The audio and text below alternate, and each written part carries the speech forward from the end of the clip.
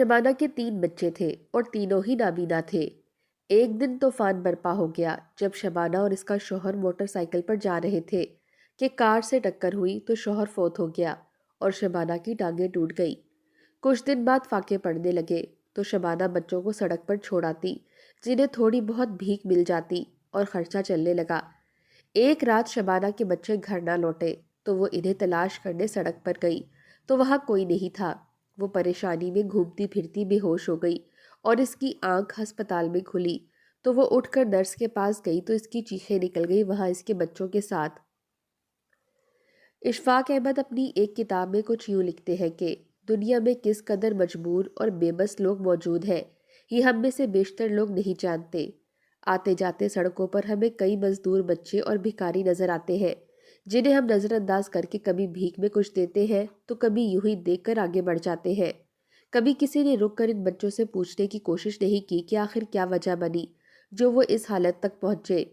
دوسروں کے سامنے ہاتھ پھیلا کر مانگنا شاید گھر کے لاڈلوں کے لیے سب سے مشکل کام ہوتا ہے۔ میرے ایک دوست جن کا نام شاہد رفیق تھا، اس روز جب میرے غریب خانے پر تشریف لائے تو بجھے لگ رہے تھے، حالانکہ ہر وقت حشاش بشاش رہتے تھے اور مسکرانے پر مجبور کر دیتے تھے یہاں تک کہ کوئی بھی گھمبیر صورتحال ہوتی۔ بہرحال جب وجہ پوچھی گئی تو گہری سانس خارج کر کے ایک معذور عورت کے بارے میں بتانے لگے، جسے سن کر میں بھی ایک گہری سانس خارج کر کے رہ چکا تھا۔ شبانہ نامی بے بس عورت کی کہانی کچھ شروع ہوتی ہے کہ غربت کی ڈسی تو پہلے ہی تھی، پھر 3 بیٹوں کی ماں بنی اور بدقسمتی کا وہ درجہ تھا کہ تینوں ہی نابینا نکلے۔ یہ بات تو اس کی جان لے رہی تھی جب محلے والیوں نے الگ اس بے کس کا جینا حرام کر دیا۔ ارے شبانہ، لوگ تو بیٹوں کے لیے ترستے ہیں اور خدا نے تجھے 2 بیٹے عطا کیے، خیر سے ایک مرتبہ پھر تو حاملہ ہے، مگر دیکھ تو صحیح اپنی بدقسمتی، دونوں بیٹے چاند کا ٹکڑا لگتے ہیں مگر کیا فائدہ جب یہ بیچارے دنیا ہی نہیں دیکھ سکتے۔ پڑوس کی پروین آپا ایک مرتبہ پھر شبانہ کے زخموں پر نمک چھڑکنے کے لیے بڑی فرصت سے آ کر اس کے پاس بیٹھ چکی تھی۔ شبانہ نے ایک نظر اپنے دونوں بچوں پر ڈالی۔ بڑا بیٹا 6 سال کا تھا جبکہ اس سے چھوٹا 4 سال کا۔ دونوں ہی صحن میں پچھلی چارپائی پر گمسم سے بیٹھے، جہاں سے بھی آواز آتی اسی جانب رخ موڑ کر آواز سننے کی کوشش کر رہے تھے، جبکہ دونوں ہی نابینا تھے، کچھ بھی دیکھ نہیں سکتے تھے، بس آواز سن کر اسی جانب رخ بدل لیا کرتے تھے۔ شبانہ نے گہری سانس خارج کی اور کہنے لگی کہ آپا، بس خدا کی دین ہے، شاید ہماری اولاد ہی ہماری آزمائش کے طور پر خدا نے بھیجی ہے، مگر جیسے بھی ہیں مجھے میرے بیٹے میری جان سے بھی بڑھ کر عزیز ہیں۔ بس اب تو یہی دعا ہے کہ خدا ہمیں اتنا پیسہ دے کہ ہم اپنے بچوں کی آنکھوں کا آپریشن کروا سکیں۔ پروین آپا نے جب شبانہ کی یہ بات سنی تو گہری سانس خارج کر کے بولی، ارے پگلی، تیرا شوہر تو محنت مزدوری کرنے والا ہے، اس کے پاس بھلا اتنے پیسے کہاں سے آئیں گے؟ ایک بیٹے کے لیے بھی اگر وہ انتظام کرے تو لاکھوں روپے لگیں گے، لاکھوں۔ تبھی تو کہتے ہیں کہ خدا سے اولاد مانگو، نخرے نہ دکھاؤ کہ مجھے بیٹا چاہیے، مجھے بیٹا ہی دے، بلکہ اس کی رضا میں راضی رہنا چاہیے، ورنہ خدا اگر ایسی اولاد عطا کر دے تو بندہ نہ آر کا رہتا ہے نہ ہی پار کا۔ اتنا کہنے کے بعد پروین آپا بولی، اب تم مجھے ہی دیکھ لو، خیر سے 4 بیٹیوں کی ماں ہوں، چاروں ہی ایسی خوبصورت اور با اخلاق ہیں، خدا کے کرم سے کوئی بھی بیماری نہیں ہے ان کو، میں تو خدا کا کئی بار شکر ادا کرتی ہوں۔ پروین آپا شبانہ کے زخم پر نمک چھڑکنے کے لیے ان کے گھر آ جایا کرتی تھیں اور پھر اپنے دل کو تسلی دینے کی خاطر شبانہ کے بچوں میں نقص نکالتی رہتی۔ پروین آپا کی شروع سے ہی خواہش تھی کہ خدا اسے بیٹوں سے نوازتا، مگر خدا نے اسے 4 بیٹیاں عطا کی تھیں۔ وہیں جب وہ شبانہ کے بچوں کو دیکھتی تو اس کے دل کو ٹھنڈ پڑتی کہ شکر ہے اس کو اللہ تعالیٰ نے بیٹے صحت تندرست والے عطا نہیں کیے، ورنہ لوگ تو اس کی قسمت پر رشک کرتے، کوئی اس پر انگلی نہ اٹھائے، اس لیے وہ ہر جگہ شبانہ کے بیٹوں کے ہی نقص نکالتی رہتی تھی، جبکہ شبانہ خاموشی سے اس کی ہر بات سن کر گہری سانس خارج کر دیا کرتی۔ ابھی پروین آپا بیٹھی ہی تھیں کہ جب شبانہ کا شوہر گھر آ گیا۔ شبانہ کے شوہر کو دیکھتے ہی پروین آپا گھر کو دوڑی تھیں۔ جیسے ہی ابا کے موٹر سائیکل کی آواز دونوں بچوں نے سنی تو چہرے پر مسکراہٹ چھا چکی تھی، فوراً آواز کے تعاقب میں بھاگتے ہوئے ابا کی جانب گئے تھے۔ ان کو جو اپنی جانب بھاگتے ہوئے آتا دیکھ کر فوراً صفدر نے موٹر سائیکل روکا تھا اور پھر اپنے دونوں بچوں کو اٹھا کر اپنے سینے سے لگا لیا۔ بھلے ہی آنکھوں سے نابینا تھے مگر یہ ان کی قلبی بصیرت تھی کہ وہ آواز سن کر پہچان لیا کرتے تھے۔ شبانہ نے اپنے بچوں کو دیکھا تو بس اس کے دل سے یہی دعا نکلی کہ خدا اسے تیسری اولاد بالکل صحیح اور تندرستی والی دے۔ وہ ان کی طرح نابینا نہ ہو، مگر شاید خدا کو تو کچھ اور ہی منظور تھا۔ صفدر گھر آیا تو تھوڑے بہت پیسے شبانہ کے ہاتھ پر رکھے اور کہنے لگا کہ پیسوں کو گلے میں ڈال دینا۔ یہ پیسے وہ اپنے بچوں کے علاج کے لیے اکٹھے کر رہے تھے۔ خود بھلے ہی ایک وقت کا کھانا ترک کر دیتے، فضول خرچی نہیں کرتے تھے، مگر پیسے اس نیت سے جمع کرتے رہے تھے کہ ایک نہ ایک روز اتنے ہو جائیں گے کہ ہم اپنے بچوں کو آپریشن کروا سکیں۔ خاندان والوں اور پڑوس والوں کی باتیں اور تانے سن سن کر شبانہ اکیلے میں روتی رہتی۔ آخر ایک روز وہ وقت بھی آیا جب ایک رات اسے شدید درد اٹھا۔ وہ ڈاکٹر کے پاس چلی گئی۔ وہاں اس نے ایک بیٹے کو جنم دیا تھا۔ تین بیٹوں کی ماں بن چکی تھی۔ اس نے ڈرتے ڈرتے ڈاکٹر سے سوال ہی پہلا یہی کیا تھا کہ میرا بچہ تو ٹھیک ہے نا، اسے کوئی مسئلہ تو نہیں؟ یہ سن کر ڈاکٹر نے کہا کہ اس کے بارے میں ہم ابھی آپ کو کچھ نہیں بتا سکتے، بس آپ چند ماہ بعد اسے دوبارہ لے کر آئیے گا، تبھی ہم جانچ کر کے بتا سکتے ہیں۔ شبانہ اور صفدر نے گہری سانس خارج کی اور اپنے تیسرے بیٹے کو لے کر گھر چلی آئی۔ دونوں بیٹے گھر ہی موجود تھے۔ جب انہیں پتا چلا کہ ان کا چھوٹا بھائی آیا ہے تو خوشی سے دوڑے دوڑے ماں باپ کے پاس آئے تھے۔ ایک اندازے سے اپنی ماں کے چہرے پر ہاتھ پھیرتے ہوئے کہنے لگے کہ اماں، ہمارا چھوٹا بھائی کیسا دکھتا ہے؟ اس کی آنکھیں تو ہم جیسی نہیں ہے نا، وہ بالکل ٹھیک ہے نا؟ کہاں ہے ہمارا چھوٹا بھائی؟ شبانہ نے جب بیٹوں کی ہی بات سنی تو بے بس سی ہو چکی تھی۔ آنسو بے ساختہ اس کے چہرے پر آئے تھے۔ اس نے اپنے دونوں بچوں کو چوما اور کہنے لگی کہ یہ بالکل تم جیسا ہی دکھتا ہے، بالکل تمہاری جیسی خوبصورت آنکھیں، تم جیسے ہونٹ اور خوبصورت چہرہ۔ یہ سن کر شبانہ کا بڑا بیٹا بھی رونے لگا تھا۔ خوشی سے آنکھوں میں آنسو آ چکے تھے۔ کہنے لگا کہ اماں، کہاں ہے میرا چھوٹا بھائی؟ میرا ہاتھ اس کے چہرے پر رکھے۔ یہ دیکھ کر شبانہ اور صفدر خاموش آواز میں رو رہے تھے۔ اس نے اپنے بیٹے کا ہاتھ اپنے چھوٹے بیٹے کے چہرے پر رکھا تو وہ تو جیسے پھول کی طرح سے کھل چکا تھا۔ بڑی نرمی سے وہ اپنے چھوٹے بھائی کے چہرے کے خد و خال جانچتا رہا، پھر اس کے ایک ایک نقش کی تعریف کرتے ہوئے کہنے لگا کہ اماں، یہ تو بالکل تم جیسا ہے، بہت ہی پیارا ہے، کاش میں اسے دیکھ سکتا۔ یہ سن کر صفدر اور شبانہ نے اپنے بچوں کو سینے سے لگا لیا تھا۔ کتنی ہی دیر بے بسی کی مورت بنے اپنے بچوں کو سینے سے لگائے روتے رہے۔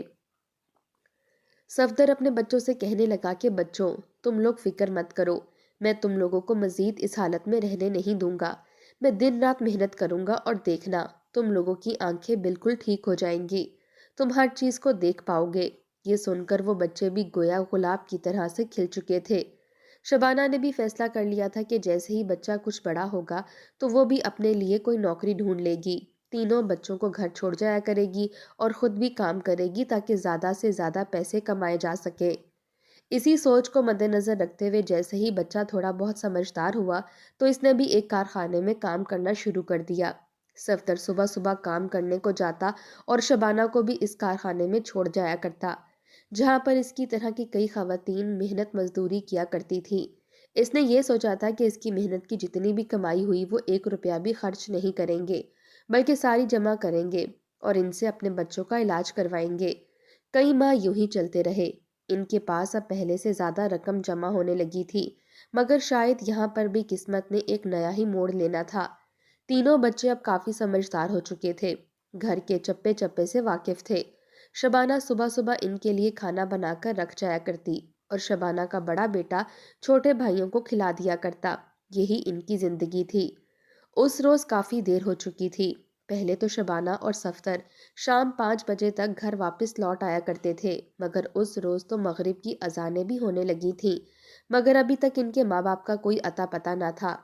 تینوں بچے کمرے میں ایک کونے میں ایک دوسرے کا ہاتھ پکڑ کر بیٹھے ہوئے تھے۔ چھوٹا بیٹا کہنے لگا کہ بھیا، ابھی تک امی ابو گھر کیوں نہیں آئے؟ آج کیا ان کو زیادہ کام کرنا تھا؟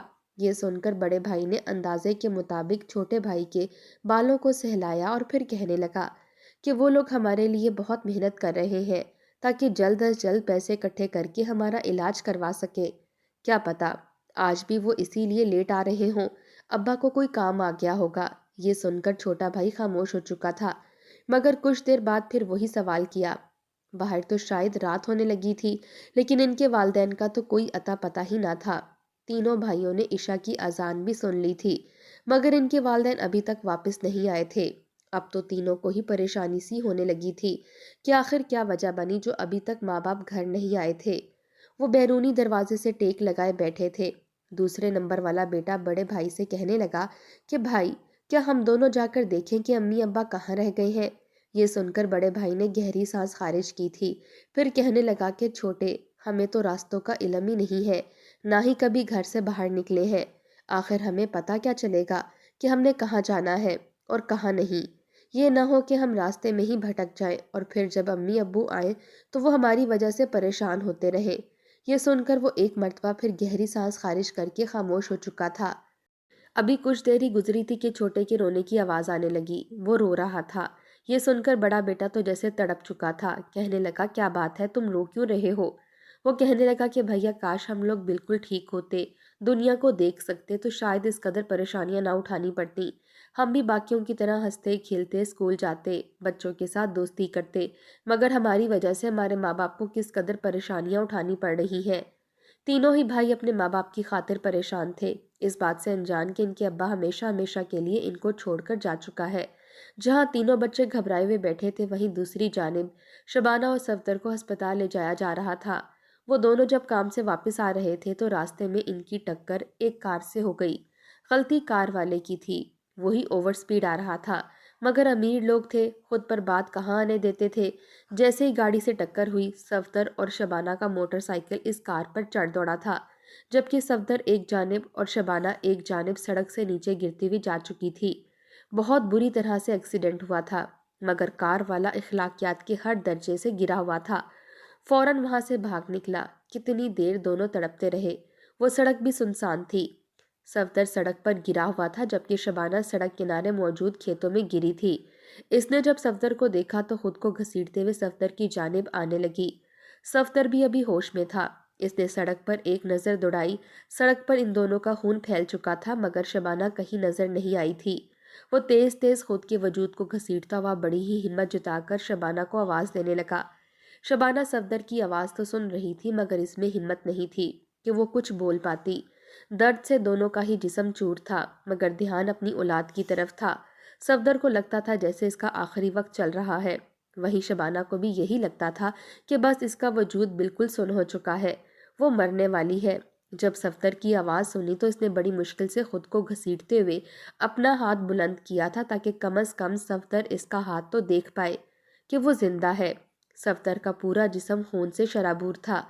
जब इसने उखड़ी उखड़ी सांसों के साथ सड़क के नीचे सतह पर शबाना का हाथ देखा था, उस वक्त बड़ी ही बेबसी से सफदर रोया था। इसका आखिरी वक्त था और वो अपने हाथ को बेबसी से सड़क पर मार रहा था। क्या बनेगा आखिर इसके बच्चों का। क्यों जालिम थी ये दुनिया, और इससे ज़्यादा सख्त ये खुदा का कानून। अरे वो तो जी ही अपने बच्चों के लिए रहे थे। जब तक शबाना सफदर तक पहुंची थी, वो बिल्कुल बेसुध हो चुका था। कुछ ही देर बाद वो भी बेहोश हो गई थी। तभी वहां से गाड़ी गुजरी और उन दोनों को इस हालत में देखा तो उठाकर अस्पताल ले गए। सफदर तो मौके पर ही वफात पा चुका था, जबकि शबाना की सांसें चल रही थीं। जब इसका चेकअप किया गया तो इसकी दोनों टांगें टूट चुकी थीं। वो एक जिंदा लाश बन चुकी थी। 3 दिन बाद इसे होश आया था। जब आंख खुली तो इसे सब कुछ याद आया था। बुखलाकर उठते ही सबसे पहला सवाल ही इसने ये किया था कि सफदर तो ठीक है ना, कहाँ है वो, इसे ज़्यादा चोट तो नहीं आई। ये सुनकर नर्स ने पहले तो शबाना को हौसला दिया, फिर इसे बताया, तुम्हारा शौहर जब यहाँ आया था तभी वफात पा चुका था। हमने इसे दफना दिया है क्योंकि तुम लोगों के कोई वारिस नहीं आए थे। ये सुनकर शबाना तो फूट फूट कर रोने लगी थी। एक मर्तबा फिर बेहोश हो गई। इसे अपना वजूद बिल्कुल सुन महसूस हो रहा था। जब डॉक्टर ने इसे ये भी बता दिया कि वो टांगों से माजूर हो चुकी है, ये सुनकर तो गोया इसकी जान निकली थी। वो तो पागल सी हो चुकी थी, खुद को ही मारने लगी, नोचने लगी। आखिर इसके साथ ऐसा क्यों हुआ। अब इसके बच्चों का क्या बनेगा। 3 दिन से भूखे होंगे, कहीं वो भी तो मर ही ना गए हों। डॉक्टर को इस पर तरस आ चुका था, जान चुकी थी कि वो गरीब औरत है।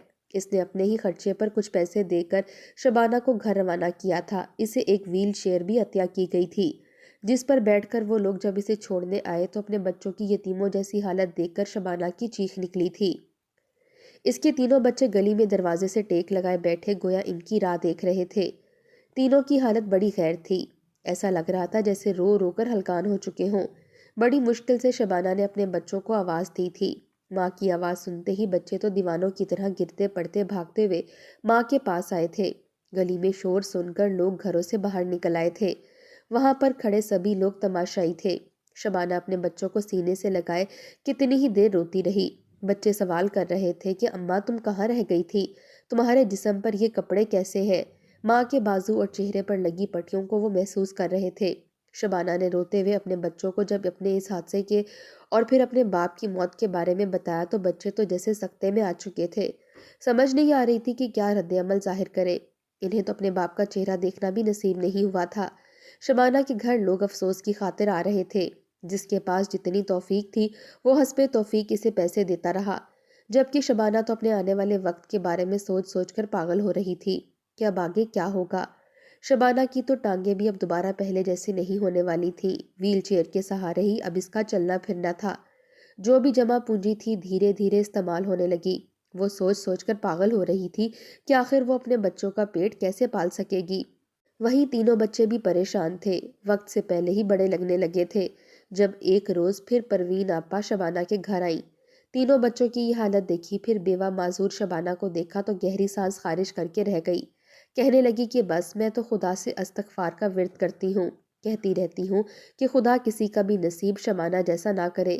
بیچاری آج اس حالت میں پہنچ چکی ہے، کیا کیا نہیں دیکھا تم نے۔ ارے میں تو تم سے 100 درجے زیادہ خوش نصیب ہوں، بھلے ہی بیٹیوں کی ماں ہوں، مگر خدا نے یہ وقت تو نہیں دکھایا۔ پروین آپا ایک مرتبہ پھر نمک چھڑکنے میں کامیاب ہو چکی تھی، جبکہ شبانہ سسک سسک کر رونے لگی۔ پھر جھولی پھیلا کر ہاتھ جوڑ کر پروین آپا سے کہنے لگی کہ بہتر ہے کہ آپ یہاں سے چلی جائیں، میری حالت کو میرا رب جانتا ہے، آپ میرے زخموں پر نمک چھڑک کر کیوں مجھے اذیت سے دوچار کر رہی ہیں۔ پروین آپا نے جب شبانہ کی یہ باتیں سنی تو فوراً ہی ہتھے سے اکھڑ کر کہنے لگی، ارے میں تو تجھے مشورہ دینے آئی تھی کہ آخر کب تک دوسروں کا منہ دیکھتی رہے گی۔ اپنے 3 بچوں کو مین روڈ پر بٹھا دیا کر، وہاں پر بیٹھیں گے تو لوگ ترس کھا کر بھیک دے دیا کریں گے، ایسے ہی تیرا گزر بسر ہوتا رہے گا، ورنہ ہم سے تو کوئی امید مت رکھنا۔ اتنا کہہ کر پروین آپا جلی کٹی سناتی وہاں سے جا چکی تھی، جبکہ شبانہ کا وجود کانپ چکا تھا۔ اس نے کیا سے کیا سوچا تھا، اور اب یہ نوبت آ چکی تھی کہ اسے بھیک مانگنے کے لیے اپنے بچوں کو بھیجنا پڑ رہا تھا۔ جب بچوں نے یہ بات سنی تو وہ بھی اپنی ماں سے ہی کہنے لگے کہ اماں تم ہمیں سڑک کے پاس بٹھایا کرنا، ہم وہیں بیٹھ کر بھیک مانگ لیا کریں گے، کوئی بات نہیں، اب پیٹ تو بھرنا ہے نا۔ بچوں کی بات سن کر شبانہ کا دل چاہا کہ بس اپنی جان ہی لے لے، آخر یہ وقت بھی اس پر آنا تھا۔ بہرحال اس نے بہت سوچا، مگر پھر اپنے لاڈلے جان سے پیارے بچوں کو، جس کو اس نے آج تک ڈانٹا تک نہیں تھا، نہ ہی کبھی ان سے اونچی آواز میں بات کی تھی، جانے اب انہوں نے کہاں کہاں کی ٹھوکریں کھانی تھیں۔ اگلے ہی روز شبانہ اپنے بچوں کو روتے ہوئے سڑک پر بٹھائی۔ بچے اماں کو حوصلہ دیتے رہے کہ ہمارے بارے میں فکر مند ہونا نا۔ اس نے اپنے بچوں کو گندی میلی حالت میں نہیں بٹھایا تھا، بلکہ یوں ہی شہزادوں جیسا تیار کر کے سڑک کنارے بٹھا دیا تھا۔ جو بھی ان بچوں کو دیکھتا ایک پل کو رک جاتا، پھر کچھ سوچتا اور اپنی جیب سے 10-20 روپے نکال کر ان کے ہاتھوں پر رکھ دیتا۔ نہ جانے کیوں وہ اجلے کپڑوں والے معصوم بچے لوگوں کی توجہ اپنی جانب مرکوز کر رہے تھے۔ شام ہوئی تو شبانہ پتھر کی مورت بنی واپس آ گئی اور بچوں کو لے کر آئی۔ بچوں کو بھیک مل چکی تھی، مگر وہ اپنی ماں کو سارے دن کے قصے سناتے رہے کہ جو بھی ان کو دیکھتا تھا کہتا تھا کہ تم لوگ بھکاری تو نہیں لگتے، آخر کیا وجہ بنی جو پیسے مانگنے پر مجبور ہو گئے۔ بچے بتاتے رہے کہ سارا دن وہ لوگوں کو اپنی کہانی سناتے رہے اور لوگ گہری سانس خارج کر کے وہاں سے جاتے رہے۔ کچھ لوگوں نے تو ان کا مذاق بھی اڑایا، دھکے بھی دیے کہ کپڑوں سے تو اچھے خاصے لگتے ہو، پھر بھکاری کیوں بنے ہوئے ہو۔ شبانہ خاموشی سے بے آواز روتی بچوں کی سنتی رہی۔ کئی ماہ یوں ہی گزر چکے تھے، اب ان کا گزارا اس بھیک پر ہی ہوتا تھا۔ جب ایک روز شبانہ اپنے بچوں کو لینے گئی تو اس کے بچے وہاں پر موجود ہی نہ تھے۔ اتنے ماہ میں پہلی مرتبہ ہوا تھا کہ اس کے بچے وہاں موجود نہ ہوں۔ وہ پریشان ہو گئی، اپنی ویل چیئر ہر طرف لے جا کر لوگوں سے پوچھنے لگی کہ میرے یہاں بچے بیٹھے تھے، وہ کدھر گئے، کہاں چلے گئے، مگر کوئی بھی ان بچوں کے بارے میں نہیں جانتا تھا۔ وہ روتی ہوئی بار بار لوگوں سے پوچھ رہی تھی، مگر وہ تو سارے راستے کے مسافر تھے، آتے جاتے یہاں پر گزرتے تھے، بھلا انہیں کہاں خبر ہوگی اس کے بچے کہاں گئے۔ اس کا تو دم گھٹنے لگا تھا، دل میں شدید درد کی ٹیسیں اٹھنے لگی تھیں، نہ جانے اس کے بچوں کو کہیں کسی نے اغوا تو نہیں کر لیا تھا۔ ہائے اس کے معصوم بچے، وہ وہیں سڑک کنارے بے ہوش ہو چکی تھی۔ ویل چیئر سے اس کا توازن بگڑا اور وہ ویل چیئر سمیت منہ کے بل زمین پر گر چکی تھی۔ آس پاس جاتے لوگوں نے جب اس پر دھیان دیا تو اٹھا کر ہسپتال چھوڑائے۔ جب بھی اسے ہوش آتا وہ تڑپتی روتی بچوں کو آواز دیتی، ڈاکٹر ایک مرتبہ پھر اسے نیند کا انجیکشن لگا دیتے۔ ایسا کرتے ہوئے 7 دن گزر چکے تھے۔ جب ایک روز اس کی طبیعت بحال ہوئی، وہ ہوش میں آئی۔ روتے ہوئے ڈاکٹر سے اپنے بچوں کے بارے میں پوچھنے لگی۔ کہنے لگی میرے بچے پتہ نہیں کہاں گم ہو گئے ہیں، نہ جانے وہ کہاں چلے گئے۔ ڈاکٹر نے اسے آرام کرنے کا کہا، مگر وہ ساری نلکیوں کو ہاتھوں سے اتارتی ہوئی پاس ہی پڑی اپنی ویل چیئر پر بیٹھنے لگی۔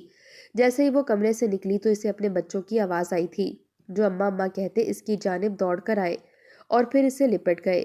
نرس اور ڈاکٹر شبانہ بچوں کو باہر آنے سے روک رہے تھے۔ وہ ایک پل کو رک چکے تھے۔ وہ بچے اپنی ماں کو بڑے غور سے دیکھ رہے تھے۔ اپنی ماں کا چہرہ، اپنی ماں کے خد و خال دیکھ کر ان کی آنکھوں میں آنسو آ چکے تھے۔ روتے ہوئے کہنے لگے تم ہی ہماری ماں ہونا، تم بولتی کیوں نہیں؟